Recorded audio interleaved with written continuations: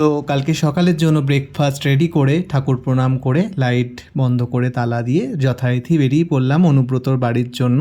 কারণ কারণ ডিনার করতে যাওয়ার ব্যাপার রয়েছে, তোমরা জানোই।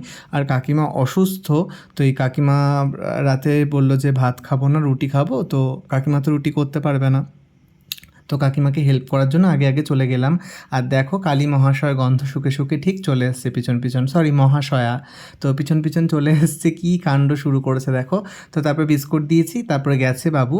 তো ওদিকে কাকিমাকে হেল্প করার জন্য চলে গেলাম রান্নাঘরে।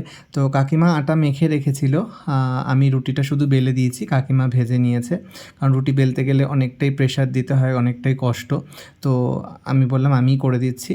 তো অতগুলো রুটি করতে সত্যি ভীষণ কষ্ট হয়। তো আমি ওদিকে রুটি বেলে হেল্প করে দিলাম, আর কাকিমা ওদিকে রুটি ভেজে নিচ্ছিল। আর কাকিমা না অলরাউন্ডার, কাকিমা শরীর খারাপ না হলে একাই করে নিত, কিন্তু যেহেতু শরীরটা খারাপ আমি বলাতে অতটা জোর জবরদস্তি করেনি, বলে ঠিক আছে বেলে না, নাহলে কাকিমা ছাড়ার মানুষ নয়, নিজেই করতো।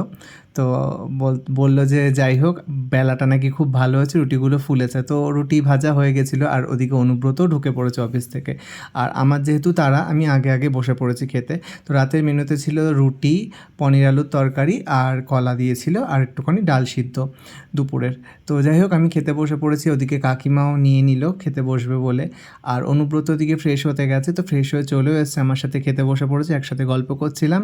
তো খাওয়া দাওয়া হয়ে গেছে, এবার আমি গুটি গুটি পায়ে বেরোবো, বাবু আমাকে টাটা করে দিল।